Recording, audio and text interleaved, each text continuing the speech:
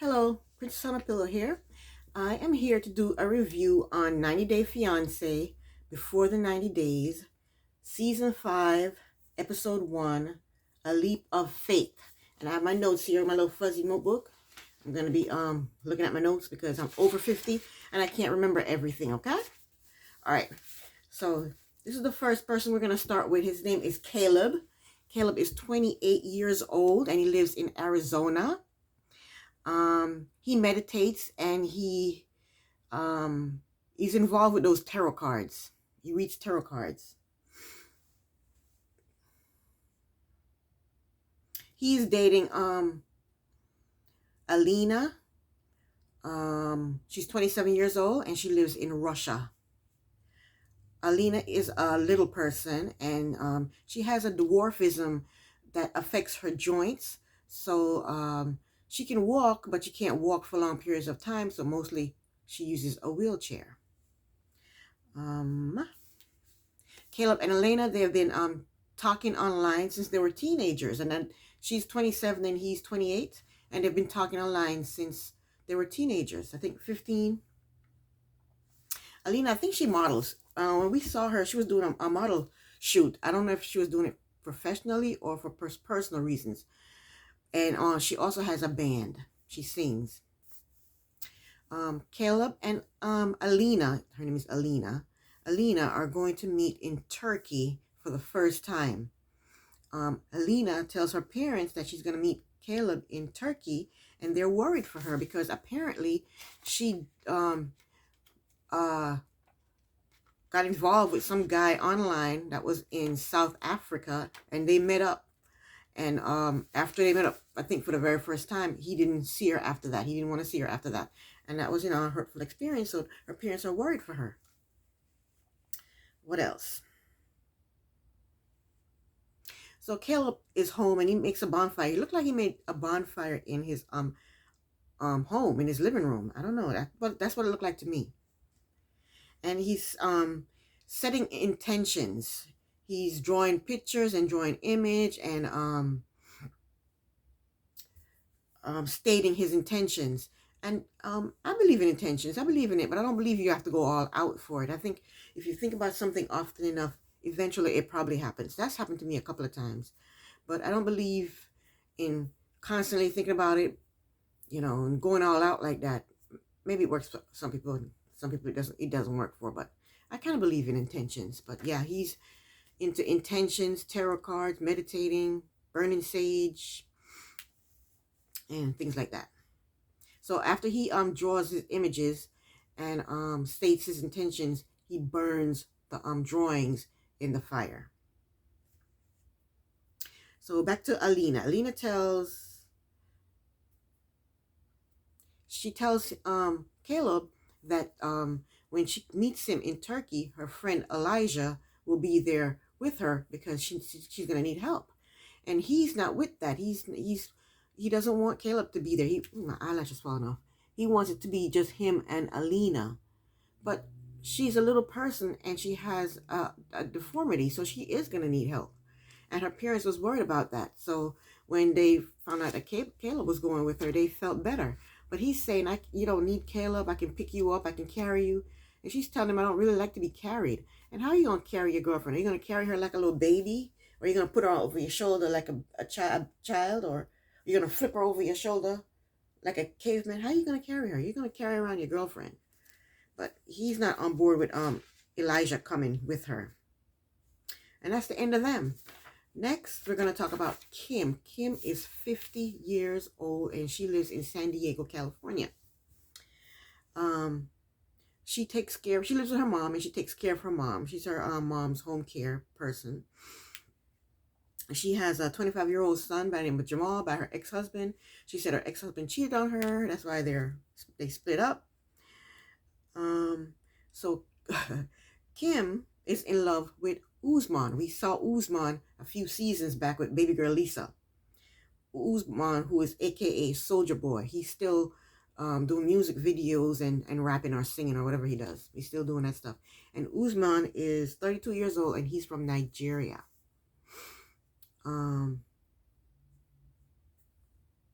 Oh, I want to back up. I'm talking about Alina and Caleb. Alina and Caleb, they've been talking to each other since they were teenagers. I'm pretty sure he knows of her deformity, so I don't know why he's thinking she wouldn't need help. I'm pretty sure since they've been talking since they were teenagers, they've exchanged pictures, full body pictures of themselves, and he knows what her limitations are. So I don't understand why he's not happy that she'll have someone there to help her. Okay? I wanted to say that about Caleb and Alina. Okay, back to Soldier Boy and Kim. Now, Soldier Boy was involved with baby girl Lisa in a few seasons back. So I guess this is gonna be baby girl Kim. But I'm very skeptical about them. I don't think this is gonna work because she's in one place and he's in another place mentally about the relationship. So they met on social media. I think Kim messaged him, and then they started talking. Like I said, Usman is still making videos and singing. And he's gonna be doing a video in Tanzania. So she's gonna meet him there for 2 weeks. She's gonna go to Tanzania to meet him for the first time in person. So Kim's mother is worried about the difference in Usman's and Kim's age. Kim's mom told Kim that, you're old enough to be his mother, but Kim doesn't care about that. Kim says she loves Usman. She don't care about any of that. And she says Usman calls her his potential girlfriend. So they're in two different places then. She loves Usman. She says she loves Usman. And then she says he calls her his potential girlfriend. So they're not even girlfriend and boyfriends as far as Usman is concerned. But as far as she's concerned, she loves him. So they're in two different spaces. They're not in sync with their relationship. Their relationship is off. And him calling her a potential girlfriend, that's a red flag right there. If she's your potential girlfriend, why is she coming all the way to Tunisia to meet you? Why would she do that? I'm not going to go halfway across the world to go meet somebody who's my potential boyfriend. We're either together or we're not, and I'm coming to see you. I mean, anyway, their relationship is in two different spaces. So that's one red flag. He's calling her his potential girlfriend. My eyelash is coming off. Let me hurry up. Anyway. Yeah. Potential girlfriend. So Kim meets with her two girlfriends at the beach, and they're talking about Usman. They're asking her if she's going to have sex with Usman. And Kim tells her friends that Usman wants them to have two separate rooms. That's the second flag. First, he's calling you you're his potential girlfriend, and now he wants you guys to not share hotel rooms. But then you say you love him. So you guys are in two different spaces. And then she's telling them that they're asking her if he wants kids. And she says, yes, he wants kids, and I don't mind him marrying somebody else, marrying me, then marrying somebody else and having kids with that person. So she's in a totally different mind space in their relationship. She says she loves him. She's talking about marriage. She's talking about him having another wife to mother his kids. So she's in a totally different headspace in the relationship than he is. He says she's his potential girlfriend. He doesn't want them to share rooms. They're not on the same page as far as this relationship is concerned. So that's two red flags right there. And that's ridiculous. Why would you want your man to have... Anyway, polygamy and all that stuff does exist, so whatever. But since this is going to be baby girl Kim. He had baby girl Lisa. I guess this is going to be baby girl Kim. But I think he had more feelings for baby girl Lisa than he does for baby girl Kim, because I don't think he's feeling baby girl Kim at all. And I feel bad for her. I think she's setting herself up for failure. Okay, the next person we're going to talk about is Gino. Gino is 51 years old. He lives in Michigan. He looks younger than 51. He doesn't look 51. Anyway, he has an ex-wife that he met in Brazil, and he did the K1 visa with her. They were married for 7 years, and then they got a divorce. That's a good little run. 7 years is good. Is good. You didn't spend 30 years with her and then decide that you didn't want to stay with her. That's good. 7 years. You realize you didn't want to be with, y'all didn't realize you didn't want to be together, so you cut it off. 7 years is a good run. So I'm not mad with that. That's fine. That's great. It's a good run for a marriage. Okay, so he is dating Jasmine. Jasmine is 34 years old, and she lives in Panama City.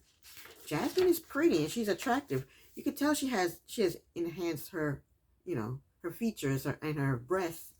You could tell, but she's pretty and she's attractive. He says that Jasmine is out of his league. And he's going to Panama City to propose to her. And he's taking his little blue pills with him because he says Jasmine has a very high sexual drive. And he wants to be able to keep up with her. So now he has this bald head and he wears caps and he doesn't want to take his caps off. So I don't know what that's about. If you have a bald head, you have a bald head. But he looks good with the cap. I bet you he looks horrible without the cap. But he refused to take his cap off. He said the only time he's going to take his cap off is when he goes to bed at night. He says he wants kids and she wants kids. He's 51 years old and he wants kids with her. We're going to see how that works out. She's a vegetarian and he eats TV. He eats TV dinners. But he looks like he's slim and trim, you know. He's not overweight or anything, but seems like all he does is eat TV dinners, and she is a vegetarian. She takes care of her body. And he says Jasmine is jealous. She wants to know where he is at all time, where he's going, who he's talking with. She's insecure, I guess. I don't know why she's so insecure when she's so gorgeous. You know? And Gino said Jasmine is the love of his life. In one scene, Gina is shooting pool with his uncle Mario, and his girlfriend Sandra, and they're worried about him because apparently, when COVID-19 hit, he got laid off, and he's living off of his savings, but he's still sending Jasmine money, and she's using this money to enhance her features. It's not like she needs the money, so I don't know why he's sending her his savings when he doesn't have any money. Income coming in regularly, He's just living off of his savings until until they call him back to work, or I think until he gets another job. Why would you give someone your money, your savings, and you don't know your status, your financial status? But your financial status is going to be yes. But he's a grown man. He can do what he wants to do, whatever. But yeah. So Gino's uncle, Mario, took him, I think his name is Mario, took him to the airport. And in his confessional, Mario is crying because he's really worried about Gino. I don't know what that's about, but he's actually crying because he's worried that Gino is going to go to Panama and something bad is going to happen. They think she's a scammer. She's scamming him. But then in the airport, Gino gets a call from Jasmine, and she tells him that, you know, she does a little sexy talk with him and pep him up, and so he's ready to go now. You know, he's ready to go see her. He can't wait to see her.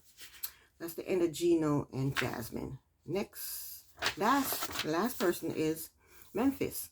Memphis is 34 years old. She has 2 kids, a 13-year-old daughter and a 6-year-old son. And she's a nurse. She's the only person that I got their profession. I don't know what the other people do for job-wise. And she's dating Hamzia. I guess he's Arab. I don't know. Hamzia. He's 38 years old, and he's from Tanzania. And she does sexy time with him by showering, video, you know, FaceTiming him while she's showering, showing a little shoulder, showing a little hip.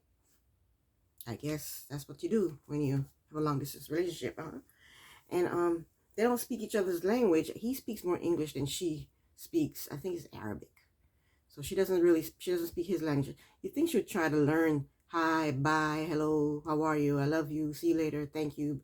She would learn something. I don't think she knows any of that. But she should at least try and learn the basics. He seems like he knows a little bit of English. So she plans on going to Tanzania in 2 weeks. And the first week, they're just going to chill. The second week, she's going to propose. And the third week, I guess they're going to have a honeymoon. That's her plan. She said the reason she doesn't date Americans is because the Americans can't keep up a good morning text for a month.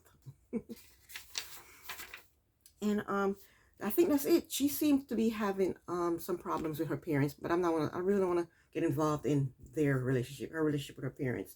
Seems like her parents are her mom was addicted, had an addiction, and her father went to prison, jail, whatever. I don't want to get into that, but yeah. So and she grew up without them. She didn't grow up with them constantly being in her life. So I think she probably have abandonment issues, but yeah, that's her. I'm really interested in Usman and Kim and Gino and Jasmine. Those are the 2 I'm interested in the most. So yeah, and I think there's gonna be 3 more couples next time They're gonna show us 3 more couples.